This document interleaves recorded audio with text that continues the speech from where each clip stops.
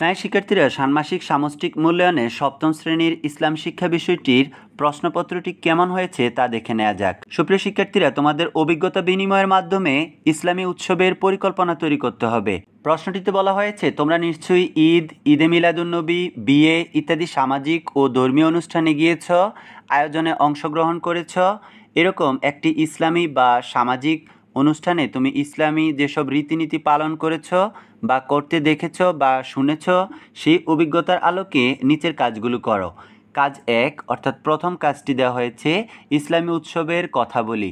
এই কাজটিতে ইসলামের বিভিন্ন উৎস থেকে পাওয়া তথ্য এবং তোমার অভিজ্ঞতার আলোকে ধর্মীয় ও সামাজিক উৎসব অনুষ্ঠানগুলোর নাম লিখতে হবে। আর দ্বিতীয় কাজটি হচ্ছে অভিজ্ঞতা বিনিময় করি। এবার তোমার একজন বন্ধুর সঙ্গে আলোচনা করে নিচের ছকের মতন একটি ছক বানিয়ে পূরণ করো।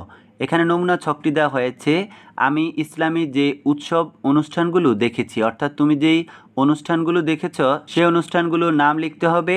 এরপর আমার বন্ধু ইসলামী যে উৎসব বা অনুষ্ঠানগুলো দেখেছে, অর্থাৎ তোমার বন্ধু বা যে সহপাঠীরা রয়েছে তারা যেগুলো দেখেছে সেগুলো লিখতে হবে। এরপর বন্ধুর দেখা উৎসব এবং অনুষ্ঠানগুলোর সঙ্গে আমার দেখা অনুষ্ঠানের যেসব ভিন্নতা খুঁজে পেয়েছি সেগুলো লিখতে হবে। তৃতীয় কাজটি হচ্ছে বিধিবিধানের কথা জানাই। এই কাজটিতে বলা হয়েছে, তুমি ইসলামের বেশ কিছু বিধিবিধান সম্পর্কে জেনেছ। তোমার দেখা উৎসব বা অনুষ্ঠানগুলোতে ইসলামের যেসব বিধিবিধানের প্রয়োগ হয়েছে সেগুলো লেখো। অর্থাৎ এখানে ইসলামের বিধিবিধানগুলো লিখতে হবে। আর চতুর্থ কাজটি হচ্ছে ইসলামী উৎসব বা অনুষ্ঠানের পরিকল্পনা তৈরি। এক্ষেত্রে বলা হয়েছে, মনে করো তোমার বিদ্যালয়ে একটি ইসলামী অনুষ্ঠানের আয়োজন করেছ। সেই অনুষ্ঠানের জন্য 4 জন বন্ধু আলোচনা করে একটা পরিকল্পনা তৈরি করে উপস্থাপন করো।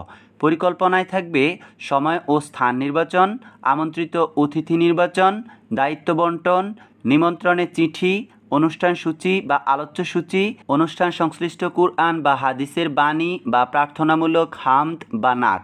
ষান্মাসিক সামষ্টিক মূল্যায়নে সর্বোচ্চ মাত্রাটুকু প্রাপ্তির শুভকামনা জানিয়ে বিদায় নিচ্ছি। আল্লাহ হাফেজ।